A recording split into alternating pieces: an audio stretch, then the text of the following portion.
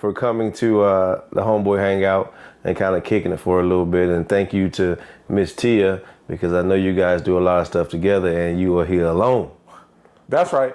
Man, listen, Homeboy Hangout, we homeboys for real. Right. And out the mud homeboys. Exactly. So first of all, I'd like to appreciate you, man, for even thinking enough to call me to come over.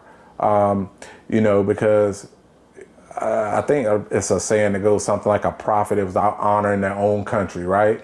But when people that you know recognize the value that you bring in and recognize that and invite you to do something, it's always a pleasure, man. So there's so many people out here that don't have love and support, and I appreciate your love and support, bro.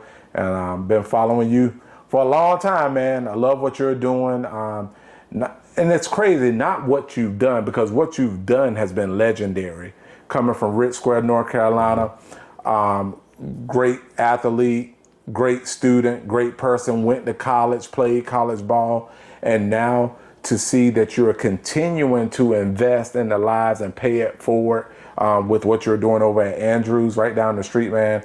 My heart is overwhelmed with gratitude, because what you're doing, it may not pay the best, but the return that you're getting just for what you're doing for young people and investing that time, energy, and loving them outside of the lines of football is adding so much value, man. So I appreciate you, bro, for inviting me, man. I appreciate it too, man. And we joked and said we should have been filming the whole time that we've been together, because we had such good conversation about, how we grew up, where we grew up at, and even the lives of kids that, we interact with. Now, I tried to get my mother, you mentioned her earlier, and she called on the phone, but I called her and I said, Mama, she never moves pictures. Mm-hmm. I said, Mama, there's a picture of the Phillies.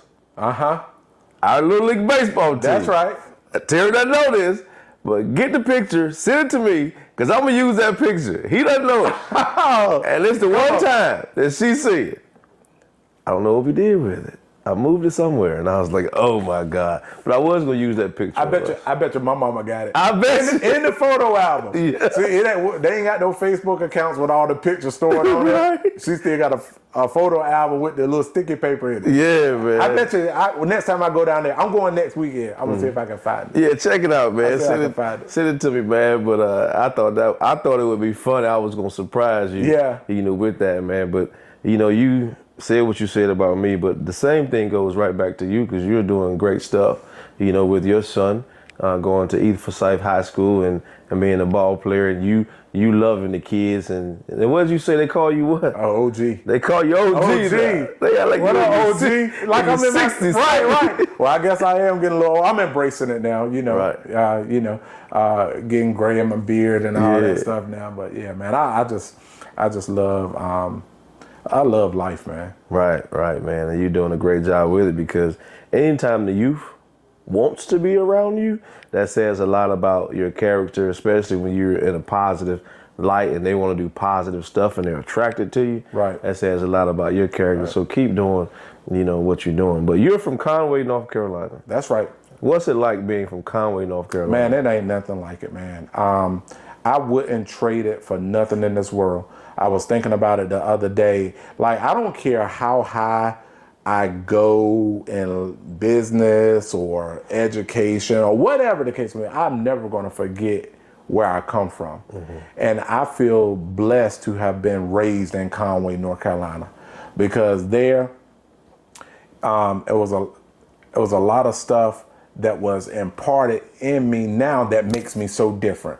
My ability to honor wisdom. It was birthed there. When you sit around the barbershop at Loki Majet's, getting a $3 haircut, you know what I'm saying, and listening to the old guys. And the funny part about Loki Majet was this right here. Everybody had the same haircut. I don't care. You could get in the chair and be like, Loki, I want this. He'd be like, okay. Number one against the grain. Yeah, you getting that.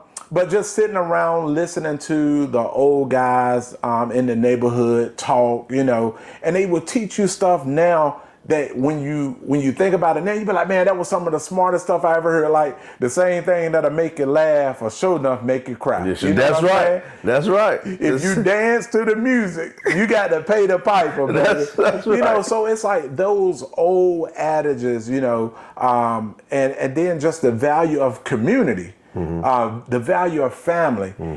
Ain't nobody have a lot individually. Right. But when we got together, somebody was gonna bring some neck bones. Somebody was gonna bring the collard greens. Who got the cornbread? Who got the tater salad? You know what I'm saying? But by the time everybody got together, the whole table was spread. So that whole idea of being there for your neighbor, you know, I like even to this day, man, economically, it may not be the best place to grow up. But for us in our time there, it gave me the foundation of which I could build upon today. Right. So I'm grateful for it, man. It ain't nothing like it. It teaches you, you know, being from a small town. Yeah. You know, like Northampton County, Rich Square, Conway. You have to learn how to do things. Yeah. Not everybody in the world knows how to do these things. Right. You know, so when you say you learned it there and you kind of take it with you, that's your foundation. I'm the same way, because I've probably got a circle of friends in Greensboro and they will call me and say, hey man, this is the problem I got. How do I fix it? You know, and because I've had to be hands-on in Rich Square, I learned how to do those things. Even when it comes down to cooking, you know, and doing house chores, my wife get mad because there's certain things that she feel like she got to do. For her husband, and she's supposed to do it. You know, now let me come home. And she had a long day, and I start doing the laundry. She got a problem. You know, she don't want me to touch that laundry. But my foundation, I learned how to do that, you know, in Rich Square. So I see it as I'm giving her a break. Right, right. She see it as, oh, you don't need me to do your laundry. Oh, well, listen, I'm going to keep Tia away from Felicia. I don't clean. I don't do no laundry. Oh my God, I'm a piece of work. Now I will cook now, right. outside. But washing dishes, all that stuff, nah. Now I really don't, Terry. So I'm telling this story, but don't think it's like I come home Monday, Wednesday, Friday. No. If I happen to get here, and I see that she's had a bad day or a terrible day, or she's just late getting home way later than me, you'll do it. You know, I'll do a little something. I'll call somebody. I'll call somebody. That's about the best I can do. Oh my God! Hey, you don't feel like cooking? You want me to go pick something up? Yeah, I can do that. You know, I don't like you don't. Well, we don't wash clothes no more. Like the kids wash their own clothes, right. the teenagers. But as far as me and Tia, we got a lady that nice. come and pick our clothes up and wash them, fold them, bring them back to us. Don't mess that up for me. No, I'm not. I'm not gonna mess it up for you. And I'm sure she would probably want that too. The problem is that she thinks she should do it for me. Okay. Now if somebody do it for both of us, she gonna be fine. Okay, yeah. So you're probably gonna mess it up for me because you know she's listening. Okay. You know how they do. They might not be in the room, but they be ear hustling. Ear hustling. Yeah. So she gonna say, "Now you and Terry, y'all grew up in the same area." I'm like, yeah, we did.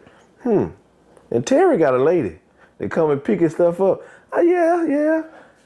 Well, we gonna look into that. That's probably what I'm gonna hear now. Yeah. You know what I'm saying? Now it's crazy though because like that was how they was raised too. You know what I'm saying? So it took a while for Tia to release some of that stuff because to her, that was part of her role as what she's seen her mom and her grandmother them do to take care of their husbands.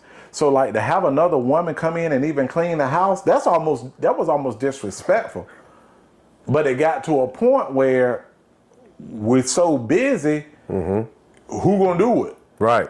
You know what I'm saying? So yeah, but stuff like that, you know, and in this day and time, I guess they call it gender roles. Gender roles. Yeah. But some of that stuff is important. Like the wife still, I believe that the wife is the nurturer of the house. You know what I'm saying? I believe that the man should work hard. At the end of the day, that's our job to provide. If we got to work 3, 4, 5 jobs, we're gonna survive. Right. I'm gonna provide for you. Right. When I married you, I told you I wasn't gonna send you back home to your daddy.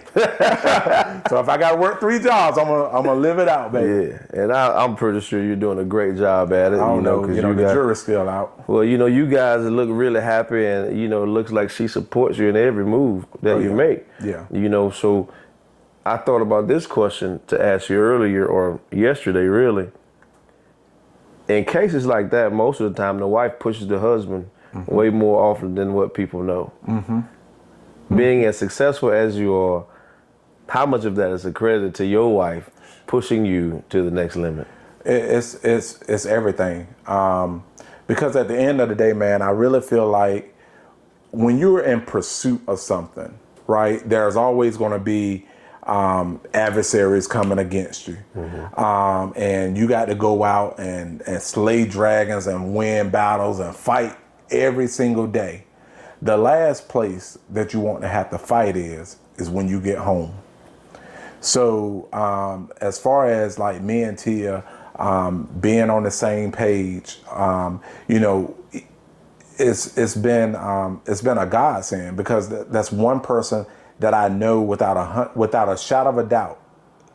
First of all, she gets me. She understands me, because we've been knowing each other since middle school. Right. And then she gets me, but also she knows me. So she know when I'm up. She also know when I'm down. Right. Because a lot of times social media, we put our best version of ourselves on social media. Right. And I don't care who you are. Anybody that's doing anything, they can have some high highs and also have some very low lows. Right. But having somebody to walk with you hand in hand through that process is I wouldn't be able to do it. I remember one time I told her, I was like, I'm the head. She was like, yeah, you right, but I'm the neck. I was like, that's right. That's right. That's right. That make a lot of sense. Yeah, man. So I wouldn't be able to do what I do or have done without her. And that was even when I was in corporate America working for state employees. As I was trying to climb that corporate ladder, we were moving every year and a half. When we first got married, we moved every 18 months. Right. And every time we moved, I would get promoted. She would have to quit her job. And then when we get to the new city, she would have to start all over again. So yeah, man. And it ain't nothing like building it with somebody that you love and that got your back, man. Right. So I wouldn't be able to do it without her. You mentioned growing the corporate ladder. Yeah. And I've grown the corporate ladder, over some time and through some ages. With the Terry at your age of success, or I should say the Terry beginning, would you handle money the same way beginning your success as what you have now? If you had the financial status you have now when you first started that corporate ladder, would it all look the same? Because I wouldn't have it at all. We'll have no money. Because, at the end of the day, so I'm a proponent of jobs, right? But I do know that a job by itself is never going to give you enough to get over that hump, to get into from living to thriving. Right. It'll keep you in survival mode, because at the end of the day, they pay you just enough so that you come back, and actually you do just enough to keep being invited back. So for me in corporate America, what I found out is this right here, and I was working in banking, and I saw people from all walks of life. Most people are living at different levels of broke, because the statistics today is 7 out of 10 people are living paycheck to paycheck. Right. It ain't saying 7 out of 10 low income earners or 7 out of 10 middle class people. 7 out of 10 people are living paycheck to paycheck, right? 6 out of 10, if they had a dadgum $500 emergency, they ain't got $500 in their bank account. So I found that out just working in corporate, most people are living different levels of broke. So it wasn't until I started side hustling in 2003 I was working at the bank. Tia was a social worker, and then we started a business. We started a janitorial business. We actually bought a franchise, a Janet King franchise, and we started cleaning buildings at night. So we would work our jobs during the day, and then at night we had a vacuum cleaner, mop bucket in the back of the car. We went around Winston-Salem cleaning buildings, right. And that made us fall in love with the idea of entrepreneurship. And what if it get to a point where we can make more money? And it's crazy. I got a bachelor's degree and a master's degree, and I'm cleaning toilets at night. I was just like, man, what if it get to a point where one day this business replace the money that I'm making from the credit union? And we never could get it there, but that seed was planted. So we got Tia off of her job.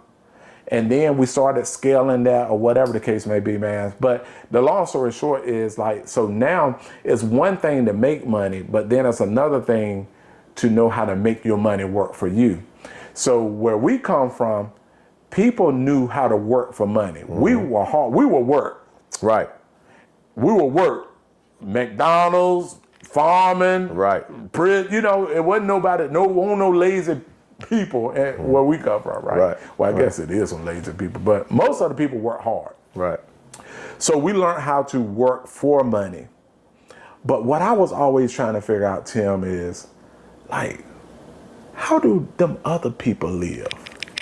Like, some people like, I was poor and I didn't know it. I'm like, I knew it. Right. When you go to King's Dominion and everybody else walking around eating cotton candy and candy apples, but you got to go back to the car to get your food. Come on, bro. That's right. You knew something right? That's right. You ever watch TV? Dallas? You remember Dallas?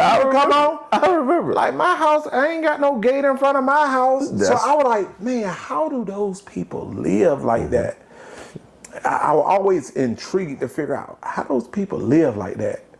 And then you hear the naysayers. Right. When you start saying, I want this, but there ain't nobody in our family ever did that before. Or what you think you better than, like, no. Or they'll tell you all the ways that it will not work. It won't work. Yeah. Yeah, it won't work. They'll tell you all the ways it will not work because, I talk about this with, you've seen the podcast with Big Kev and all the boys.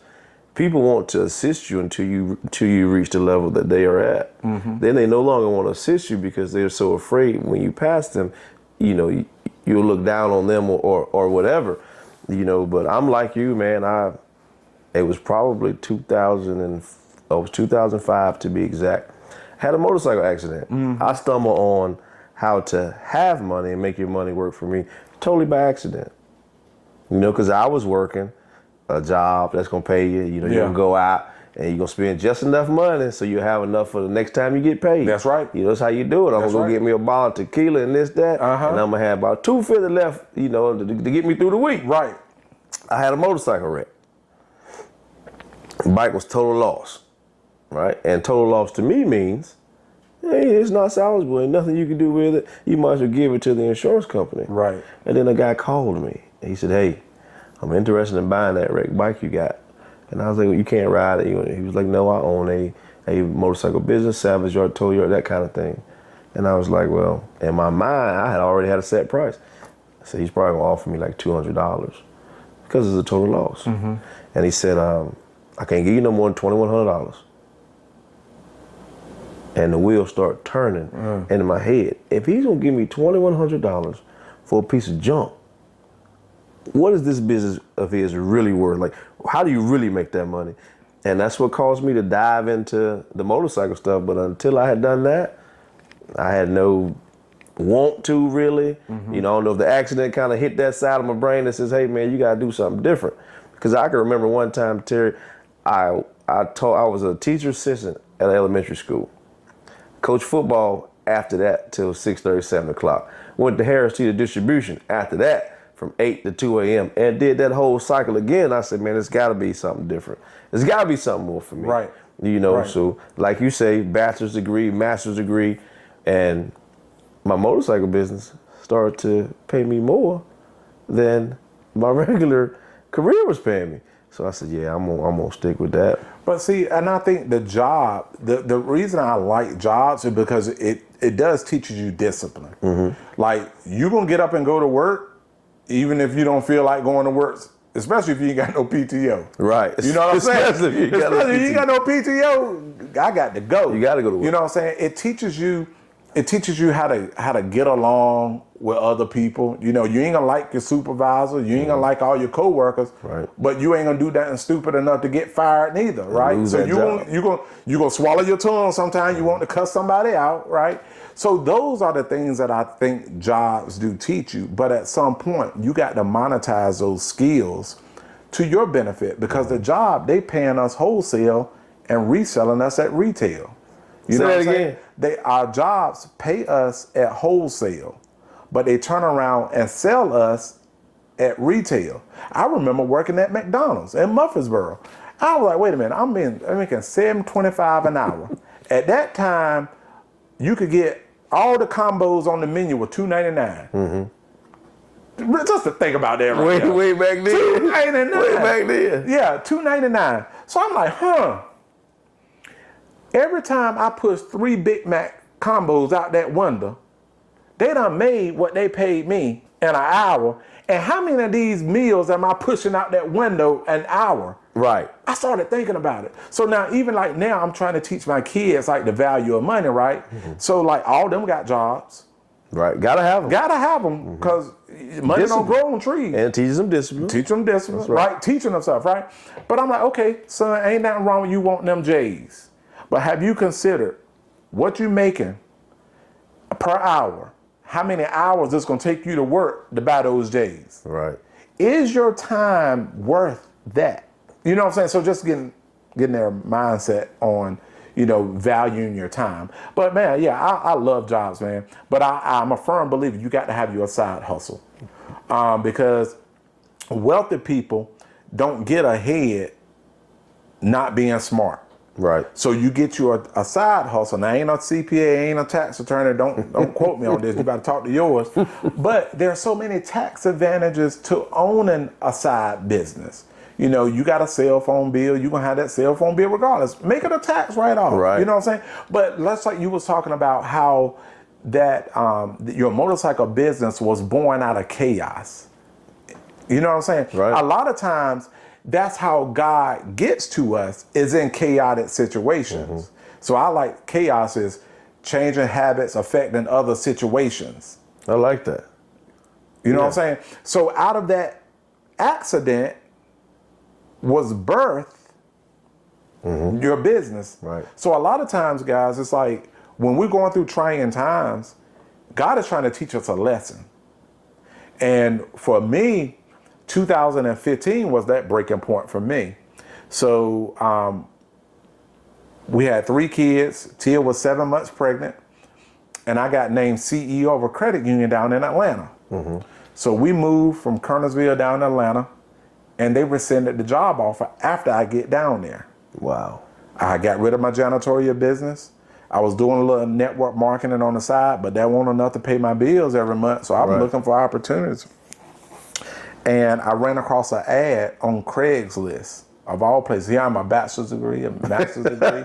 I have been in banking for 16 years. What in the world am I doing on Craigslist? On Craigslist. Because a man don't work, don't eat. I was trying to find out ways to keep money coming in until I could find me another job. So I saw an ad talking about financial services, and I saw a Mutual of Omaha logo on it. I was like, well, it must be legit. So that's how this Secure Financial Partners was founded. In the midst of me losing my job. I'm down in Atlanta, don't have family networks there. And that's how we launched our business now that is blessing so many people across the country, man. So a lot of times, I don't know if you're watching it, whoever's watching this right now, if you're going through some trying times and some chaotic situations, look for the opportunity in it and figure out, why am I going through this? What can I get out of this so that it can be my launching pad as opposed to my grave? That's the way I be looking at it. I think that's awesome. Well, you mentioned your business and how it was born. Tell us more about it. You helping so many people to give us an opportunity to get your help. Yeah, man. So So the name of our company is Secure Financial Partners. And basically, we help protect what matters most to folks, their life, their health, and their wealth. So we help families with life insurance. We do retirement planning. We help seniors with their Medicare. So those are the products and stuff that we offer. We work with about 50 different life and health insurance companies. And so that's what I do personally, one-on-one with clients. And then we also have a platform that we call the Dream Team. That's our network of where we recruit other agents, help them get their license, or if they're already licensed, we show them how to duplicate what Tia and I have been able to do. And man, it is freaking phenomenal, bro. The community that we've built with this Dream Team concept, right now we're in 14 states. Wow. We have this year, and it's August, we've helped over 250 people make additional income, and majority of them is outside of their primary job. We have 3 people that's already made over 6 figures this year. Yeah. We got about another 5 on track to make well over 6 figures. Impressive. So it's not about the money per se, but it's about the mission of, just being a group of like-minded individuals who are partnered together to serve our community, but also to lift as we climb. So we believe in the power of a team, that together everyone achieves more. Right. There are so many times, man, we get out here and we're struggling. We feel like we got to pull ourselves up by our own bootstraps, or we got to figure it out. When sometimes all you need is a partner. That's right. Somebody that done been there, done that, and ain't too scared to show you. Because you talk about people, not wanting to, they'll help you till they get to a certain point. I found hate comes both ways. It comes from under you and above you. Some people are like, well, people that's making more money than you, they ain't gonna hate on you. Yeah, they will. Yeah, they will. When you start making more money or being more successful than they think you should, right? Here it comes, baby. Right. And then the people under it, you help them, but then you start making more money than what they think you should make. Right. Oh, they making it off my back. You know what I'm saying? Right. See, I say the people that's making more than you, they start hating you when they see you coming. Yeah. And the people below what you're making, they hate you until they can call you. That's it. Until they need you. That's exactly right. I don't need you till I need you. That's right. I don't like you until I call you and you can help me. Right. And then at that point, their emergency becomes your emergency. It's tough. Yeah. So that's what we do, Tim, man. And God has been good to us because we're able to do good by helping people, and it's been the biggest blessing of my life. 2015, I could have lost it all, and it was some trying times. Like, I had to go back to the place where my mortgage was. I used to work there, State Employees Credit Union. I had to tuck my ego in the back pocket and go to my old supervisor. I ain't asked for him job back. I thought about it though. But I said, hey, listen, man, I'm launching this business. I know it's gonna work. My mortgage got a couple months behind. I was like, can you, because when you're building a business, like, you put money in there, you know what I'm saying? So I was like, hey, can I do a modification, man? Maybe give me 6 months, where maybe I make half the payments for 6 months until I could get on my feet. Because when I lost my job, I didn't lose none of my bills. Right. You did? You don't? I didn't lose none of my. I had more bills. Right. Because I had a house in Georgia that I was renting, waiting for the house in North Carolina to sell. I was renting out a townhouse in Wisconsin. I had all the same bills. And because you starting a business, those things don't go away. You still got to take care of your personal life bills. too. That's exactly right. That's right. So it's like having the humility to not burn bridges, but also reach out when you need help, man. Those are some very humble times. For the first 5 years, it was crazy. It was crazy. I remember one day, so Tia used to get up, and this is when I'll tell you, I'm about 300 pounds. Tia would get up and go work out. I'm laying in the bed, bro. I be looking at TikTok or whatever the case may be. Tia came home from working out. She was like, Terry, you gotta call the police. Somebody done stole the car. I ain't stole the car. I forgot. You know, I was trying to play that flute. Yes, sir. I was trying to play that flute. Yes, sir. And they got me, boy. Yes, sir. And but anyway, I was able to go get the car the same day, get it back or whatever. But those are the things, like, part of the story that you don't see on Instagram. And people don't want to tell you those things. Oh my gosh. You know, I've been through it. I got up to go to work one morning. You know, I'm still trying to make it, trying to put it together. And I say, man, the car gone. It's gone, you know. And I go call the people and they say, well, you're going to have to pay the fees. You should have paid it sooner. You know, like you say, I was able to go get it, you know, the same day. But, you know, people look at you and they feel like because you where you are now, you haven't struggled or went through the process of the progress to get to, Bro, could you imagine going back to your old supervisor saying, can you help me on my mortgage? Right. And then I remember I had a little personal loan over at another credit union that I was working for. And I was like, well, I don't, unsecured, you can't repo nothing now. Good luck, you know what I'm saying? Right. But I was like, now I know y'all would work with people because I was the vice president. Working with people. And I would work with people that was going through something. So I called them. I was like, listen, the same time I was calling my mortgage credit union, hey, can you work with me? I called them. And they said, well, because you used to be an employee, we're not going to work with you. Wow. After you've already given them. Yeah. They had you at wholesale already. Selling you for retail. And they can't help you. They can't help you. But thanks be to God, I paid them off. I went to work. I still was working, but you know, I was like, hey, bro, sometimes you need give me a little leeway. But anyway, man. So yeah, so it's like the struggle, the victory, all of it is good, man. Yeah, it's like having that partner. You know, sometimes, like you say, you just need that partner. Yeah. You know, to get the rest of the way. No matter what it may be, you just need that partner. And speaking of that, like, and we wasn't calling our family. So like me and Tia, one of the things that we always said we was gonna do was we weren't gonna involve our parents in our marriage. Right. You know what I'm saying? So we would get together and figure out what we're gonna do, and that's what we're gonna do. We weren't gonna put our burdens on them. Right. So, and that's what you're talking about, having a ride or die, somebody that you can do life with. Right. When things ain't going good, they double down with you instead of just leave you.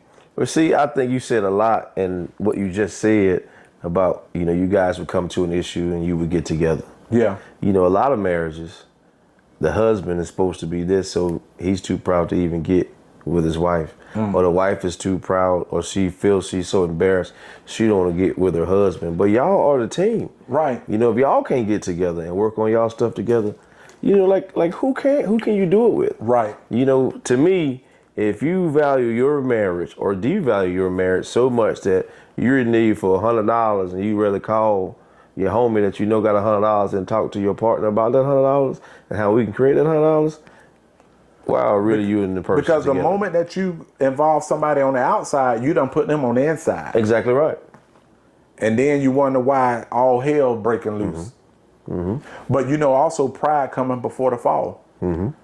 I ain't too proud to beg. Me either. I ain't too proud, but I'm gonna beg the right person now. And I'm gonna get out here and work hard to overcome what I need to beg for. That's right. You know, so if I go out there and I know I need some and there's a work opportunity for me to get that money, I'm gonna go with that work opportunity. You know, I like to get into bed a certain hour, but if that work opportunity takes me out of bed, I gotta stay up later now. Hey, you just talked about I'm gonna go get it. You went to Harris Teeter Distribution? Harris Teeter Distribution. At 8 p? 8 p to 2 a.m. Hey, bro, I remember when we was launching this business, man, I ran a courier route.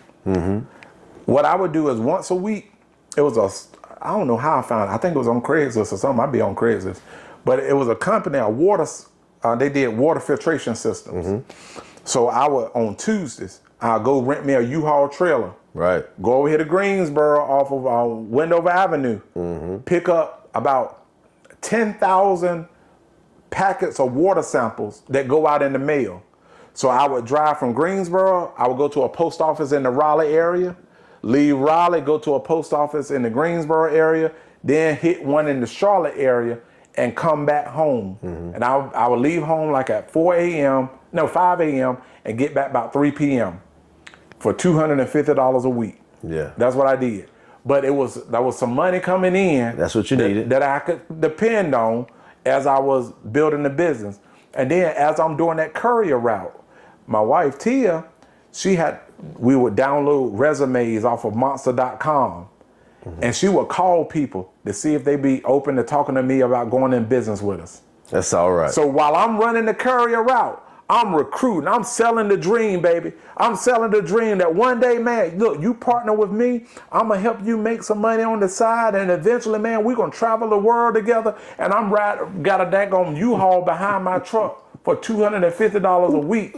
But I'm selling the dream, baby. That's why I wear this bracelet, man. Talk about the dream, man. Because I get excited, Tim. I get excited when you start seeing stuff that you ain't never seen before, and then you realize, wait a minute, I can have that. You can have it.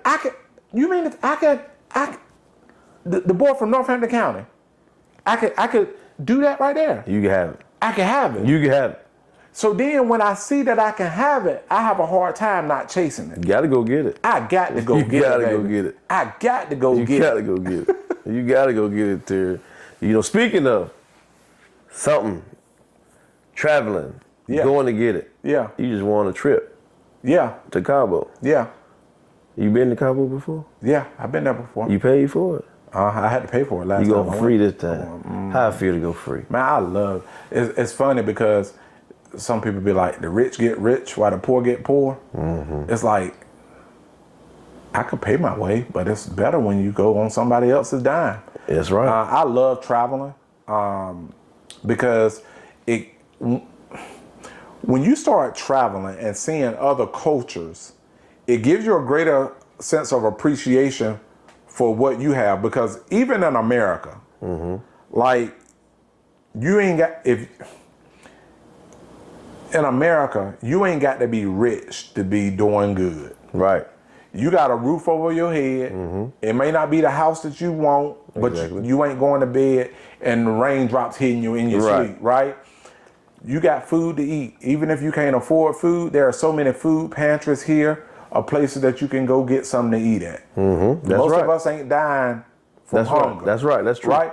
But it's like when you start traveling the world, especially like you go to places like Cabo. Yeah, Cabo got some, the resorts be nice, but you get out in them hedges. Right. And you start seeing them shacks and people walking around with no shoes on, not because it's a fad, you know what I'm saying? So I love to travel. And the benefits of being in businesses like these insurance companies, they do all these incentive trips. So the more people you go out and serve, it's crazy. It's Gifts beautiful. Every night on your bed when you get back. Yeah. I mean, like nice stuff, man. Yeti cups and they got you a Stanley. Got Stanleys. Oh man. AirPod. What do you call them? AirPods. Yeah. You know, the stuff like that. And it's like I love traveling. Also going to stay on these resorts and stuff because it gives you ideas. Right. Like you walk in the bathroom and you be like, well, daggone, my bathroom at the house ain't got nothing on this. Right. Giving you some ideas of, you know what? I can have it. I remember the first time we went on an all-inclusive resort. And it was all-inclusive. You had a liquor bar in your room. They come and fill it every day. Right. All the beer you want. And then you can order as much food as you want. It was all-inclusive. Right. Man, one night, first night there, I'm like, I'm going to see how this thing really works. Tim, I ain't going to lie. I opened up the menu. I called downstairs for room service. I said, Tia, watch this. I said, I want one of everything. They said, yes, sir. About an hour later. One of everything. It was like 6 carts coming to the room. It wasn't about me and Tia. Yeah. So I just started and then I was just like, this is what abundant living is like. where you can just make decisions and it's not based on money. Right. Like I love stuff like that, and then that fuels my ambition. So now I'm like, I don't want to travel no other way. You know what I'm saying? Like once you start traveling first class, man, going back to coach, it'd be hard. Man, we went to Vegas.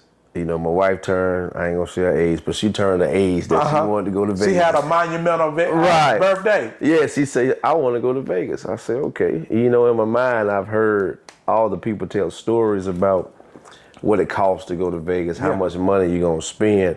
So when I'm telling this story, I wish people of America could understand how to unlock their mind financially. Because you can have all the money in the bank you want, but if you're still a prisoner of that money, you're gonna live in such a way that I wish I could have done this, I wish I could have done that. Right. You know, we get to Vegas and we stay at this place called the Paris Hotel Resort. Yeah. Nice. Speaking of things you get to see, everything's like Paris, France. Yeah. So I was like, man, I'm really digging this. And me, her, and the kids, we go down for breakfast. And we all look at the kids too, and they like, oh, my goodness, this costs this costs that, this costs this. And for me, as a father, in one ear, I see what it costs. I really don't want to pay for it because I haven't unlocked my mind financially yet. But I also hear my kids saying, oh, this costs this costs that. Do I want to be the father to have my kids in a place to enjoy themselves and have a good time, and they can't enjoy themselves and have a good time because they're worried about the cost and what it might cost for me? You know what I'm saying? So when I say, like you said, when you go places, you want to enjoy yourself a certain way. Right. You want to live a certain way. I said, don't worry about it. Y'all get what you want. That's right. You know, I'm going to take care of it. And I had already planned the budget. Like, I'm not going to spend no more than this when I go down. Because that's our rich square way. That's right. Don't have kind of way of living. We work for this. We only going to spend this. I got to go back to work kind of thing. Listen, I'm throwing the budget out the window. You know, we ain't going to come down here to this place. That's right. And act like we don't have nothing. Because we have a little something, we're going to protect it. But at the same time, we're going to enjoy ourselves. Man, and that's it. So when I lost my job back in 2015, like on the outside, it looked like we had it going on, just like most Americans, right? But you're 1 to 2 paychecks away from everything going to hell in a handbasket. You know what I'm saying? Exactly and right. I got to the point where I was just like, man, I'm sick of living my life like I feel like I'm building a house of cards. And one strong wind come by, the whole thing gonna go to kaput. Be done. So what we did, man, for 5 years, when I was first launching, when me and Tia started building this business, I was like, I'm changing my mindset. Right. So what I did was I started isolating from everything that was normal. If I had people in it ain't nothing like throwing a good fish fry, inviting people over and smoking some Boston butts and stuff like that. Right. But I for 5 years, man, we cut a lot of that stuff out because I got tired of being average and hearing average conversations. And I started surrounding myself with people who were living at a higher frequency than me. Because I was like, if I can get the way they think, I can get the way they live. Right. So for 5 years, we didn't spend any additional money. We worked our tail off. The only vacations we really went on was the ones that we qualified for the business, right? We would take our kids on little 3-day weekends. Right. We'll go to down to Tennessee or go to Atlanta Friday, come back on Sunday, stuff like that or whatever, right? But it was like I wanted to get to a point, Tim, where I can start making decisions and it won't based on time or money. One of my friends say, stop reading the menu from left to right and start reading it from right to left. I'm like, what are you talking about, bro? He was like, most people read from left to right, but when you ain't got no money, you go to the restaurant, you're going to look at the entrees first and be like, okay, steak, shrimp, chicken. Appetizers? No. But I wanted to work to get beyond that because thinking about our legacy and our children, like we want to make sure that we're setting a darn good example for them and not projecting our financial frustrations on them. Right. And they have more stress because they know mom and dad is stressed out about money. So now what we did was we protected them from our financial struggles. Right. So instead of telling them we couldn't afford to do something, we'll just be like, no, we got to put that off. That ain't a priority right now. I won't say I can't afford it, but we're going to have to table that. That's a good idea right there, but maybe later on down the road. Yeah, we'll get to it. We'll get to it one day. And so now it's like to be able to go on vacation and stuff, you know, and be able to take them, and, you know, we still got budgets, but it ain't like it used to be. Like, you know, we took the kids, where did we go? We went to Mexico or something, and we had rented 2 cabanas because family of 6 can't have 1 cabana. Right. So, man, just to see them ordering all the chicken nuggets and fries and stuff, they be like, we ain't got to ask for nothing. No, just go ahead on, just enjoy yourself or whatever the case may be. It's a blessing, man, being able to, you know, bless your family. You know, my mom raised me and my brother by herself. Worked at Purdue with your mama.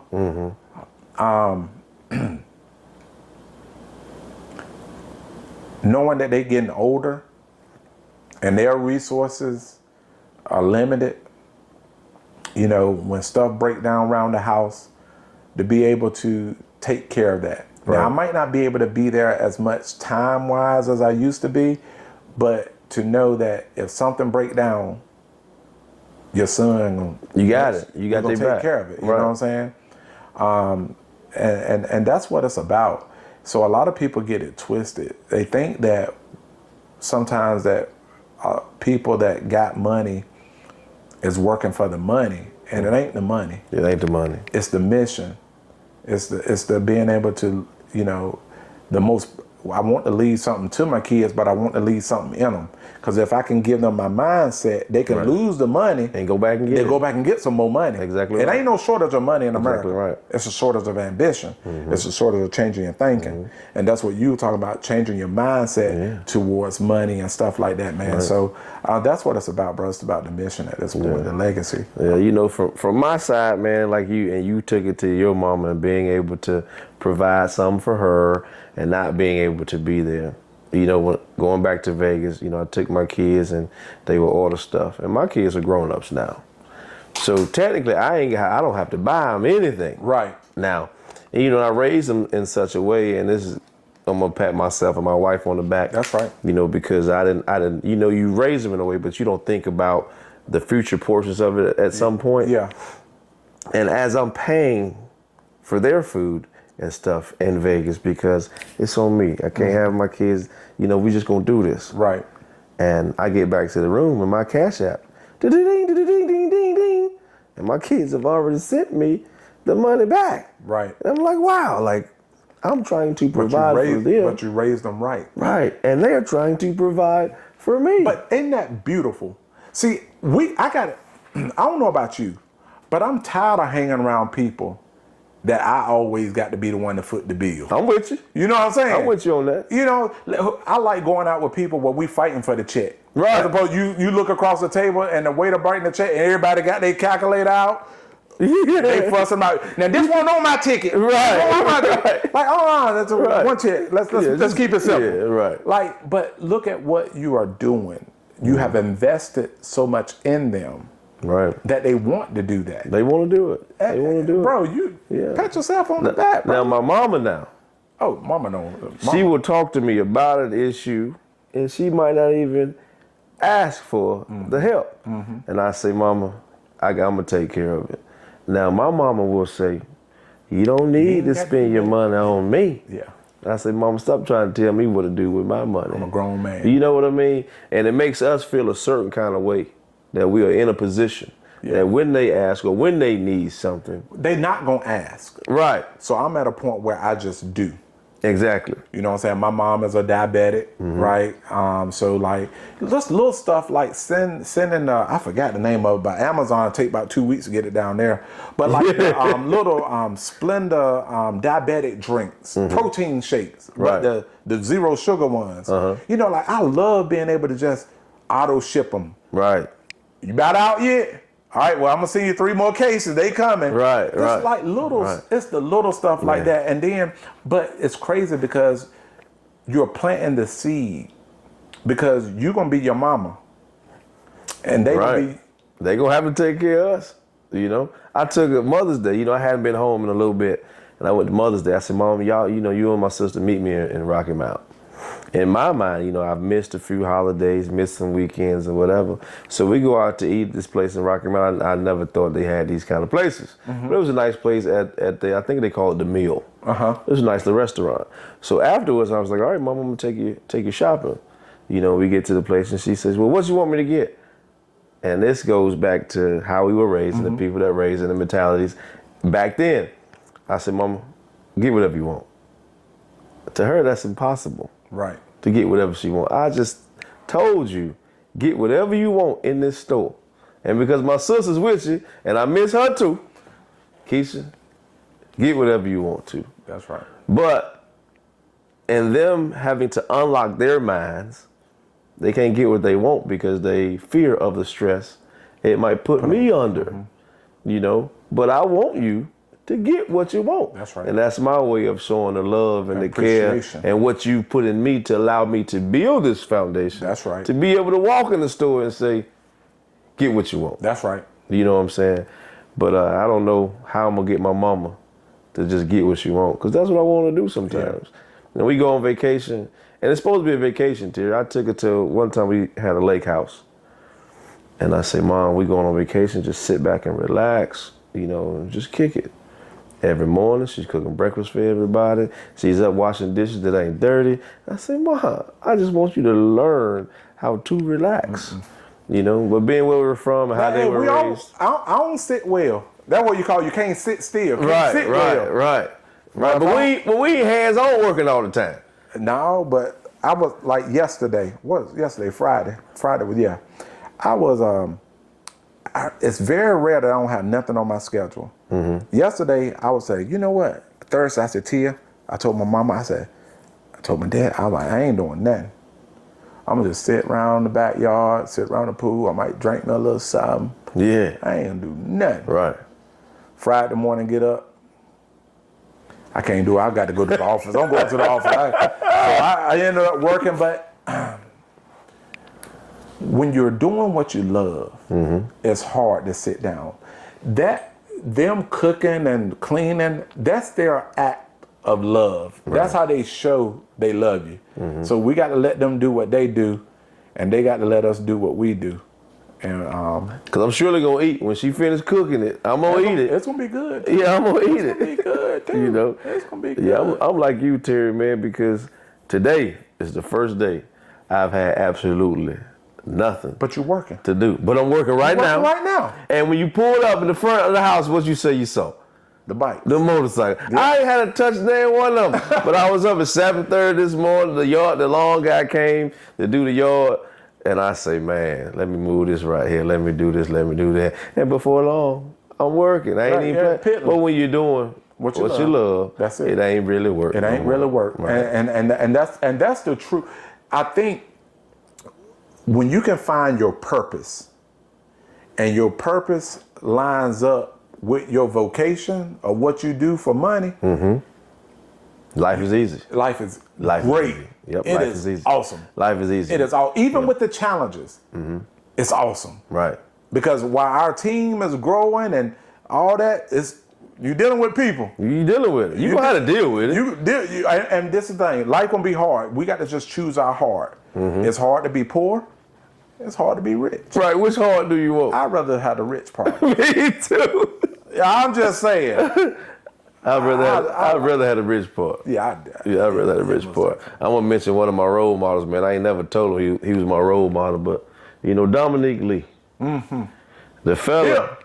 Yeah, Pip. I gotta give him a shout out, man, because he's nothing but a good friend of mine. I posted one time I need to rent an RV down at home. My man called me. He say, "You ain't gotta rent it. I'll drop it off." I said, okay. You know, he does the tree grinding business. Stump grinding, and, you know, one morning, I invited him to Rich Square. Let's sit down and have breakfast, you know. Because, you know, when you're at home, you don't have many friends you can link up with. So we come over, we eat breakfast, you got to get to work. I said, what are you doing? I got a stump grinding business. Now, what in your life ever told you to start a stump grinding business? But we get further, and, you know, he said, I can't get the RV over there this time, but I'll bring it at this time because I got to stay at my store. I said, well, what kind of business you got now? Oh, I got a copying business. Now, like you say, unlocking your mind, that's one fella. That's unlocked his mind, because I can't figure out the rhyme or reason as to why he's doing what he's doing or how he figures it out, but he figures it out. Hey, man, he moves. Pip is a good dude, man. Yeah. And it's crazy because my mama was having some issues with some plumbing at the house. Mm-hmm. I called Pip. Right.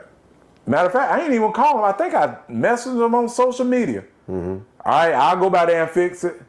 Like, just good dude. Yeah, I'm always have his back, man. And when you say surrounding yourself with people like that, your circle ain't got to be from this couch to your couch. Mm-mm. It could be worldwide and people you can call on. And that's what you want. Mm-hmm. I had a vision, man, and I still got a vision that I can touch any airport in America and be within 2 hours of somebody that I know. That's awesome. If I ever get in trouble, I want to be within I can call somebody and they be at my side in 2 hours. That's awesome. That's awesome. And also you treat people good so that they want to come and help you. Exactly right. Exactly right. You know, I coach football at T.W. Andrews High School, and we'll have kids go to different colleges. Mm-hmm. And so far, I've been able to call these kids and say, hey, I keep an eye on you. I know so-and-so that's right over there, that's close to where. You know, or if you need something, you know, those are my people. Let me know. I'll let them know. And most of the time, the people that are in their areas, they already say, if you got anybody here that needs anything, give them my number.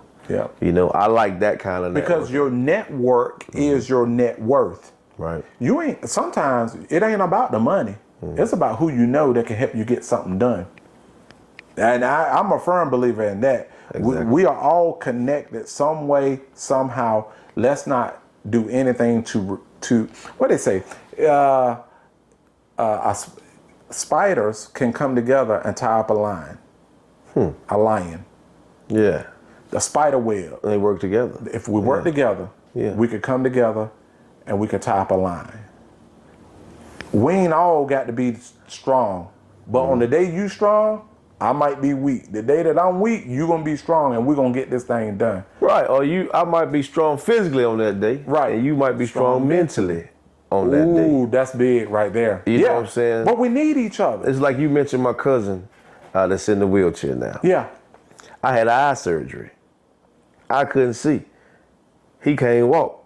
But together, we were two bad mama jumpers. We needed each other. It was A&T homecoming. I said, hey man, I want to go, man, but I'm scared. You know, I got to keep these shades on. I might walk into somebody. Yeah. He said, just keep your hand on my chair. I got the rest. Come on. You see what I'm saying? But that's the coming together. We're living in a world now where people are more interested in me. Right. I could take a selfie. I ain't even got to ask you to take my picture. You can do it yourself. I do it myself. Right. But it's only so far you can get yourself. You gonna need somebody. Always. You gonna need somebody. You can't think of one thing in which you can only do by yourself. Even with that selfie phone, somebody built the phone, somebody put all the stuff in it. Everything in the world is built off teams. That's it. I mean, you can go in there, you take a crap. Yeah. Somebody got the toilet paper, made the toilet paper. Yep. Somebody made the toilet seat for you to sit on. The sewage that go out to too, so you ain't gotta live in it. Right. So everything is teamwork. So I don't know why we got this mentalities of me when the world is built on teams. That's it. That's it. And I've always been a part of a team. Now I ain't been the best athlete in the world. After middle school baseball, I was out. I was out. I tell the boys all the time, like I be talking sometimes, I be like, yeah, I got a little chip on my shoulder. Because when they were picking teams and stuff, when we were playing back there behind the village in Conway, back in the little bushes, we had our little dirt basketball court back there. Yeah. I'd be the last one that when picking teams, I'd be the last one. They don't want me on their team. They put a little chip on my shoulder. Yeah, you know what I'm saying? I'd be like, back then they didn't want me, now I'm hot, they all want me. I know that's funny. That's funny, boy. But that's we need each other. Right. And unity. Is so important, man. And the other part about it is that don't mean that we got to agree eye to eye on everything. You don't have to. But we're gonna have mutual respect for one another. Right. We're gonna respectfully agree to disagree, but I ain't gonna bring you down. And sometimes it's best not to agree. That's right. Because when you disagree, you build levels of understanding of which you did not understand before. It ain't always got to be my way. Perspective. Right. I see your way, and that has already conformed my way differently. Right. You know? Right. Or You done been down that road before. You done made the mistake.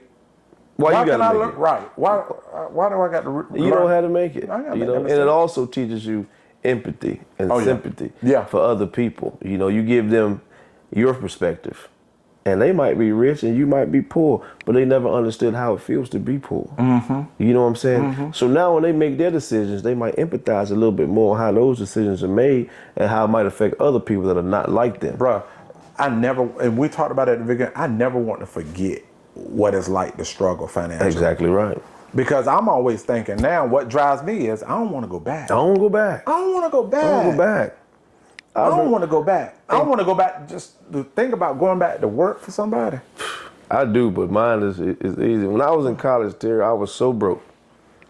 I made a barbecue sauce sandwich. Barbecue sauce is all I had, and the butt ends of the bread was all that was left. And Sop that stuff up. No, I put it in between. Oh, come on. A whole sandwich, barbecue sauce sandwich, man. Like you say, I don't never want to go. Oh, go boy, back that's there. funny. Yeah. Oh, boy. Yeah. I remember me and Tia used to share. We thought we were splurging. We'll go out and go to Pizza Hut, get a 5-piece bread stick. Yeah. Share that joker. And a Winn-Dixie 2-liter. Yeah. Not the name brand, the Dixie The brand. Dixie bread. The Dixie brand. Yes, sir, man. Yes, sir. I wouldn't trade my life, you know, for nothing in the world, from where I came from to how I came But to what now it's about reaching back. Right. It's all about giving back. So it's like, how can I give back? So, you know, some of the things that we're doing now, man, scholarship at Elizabeth City State University, Right. my alma mater. So it's the T. and Terry Edwards Business Endowment Scholarship there. Nice. Super excited about that. And we have a preference for giving back to kids that go to Elizabeth City State from Northampton County, that's majoring in business.